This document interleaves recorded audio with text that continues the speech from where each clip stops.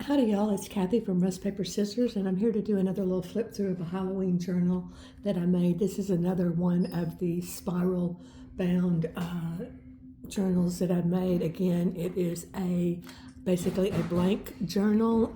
I'll do just a quick flip through. It does have 31 pages. You could use it as a Halloween journal or a October daily. And then it just has a little library pocket here with some tickets and a tag. This is a library card. This is a blackboard tag that I made from the Dollar Tree. It does have the little bookmark. This one has just a little Happy Halloween digital print.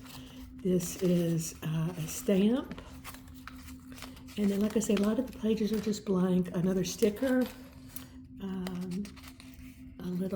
some digitals, and this is from the Dollar Tree. The nice thing about this is it does lay flat and you can write and work in it.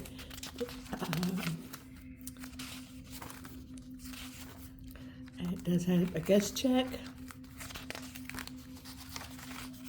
This is just a little Dollar Tree ghost, and it says things that go bump in the night. And another little sticker. Like I say, it's just a very plain little journal, but you could definitely put your mark on it.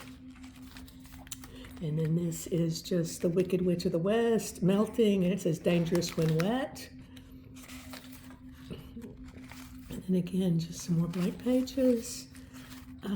This is another little digital. And then a stamp. And then the back is just a little tuck spot. And this is just a little tag that I made, and it says trick or treat and spooky. And it's a little wobble. And then it has a little pencil there. So that's that one. And thank you very much.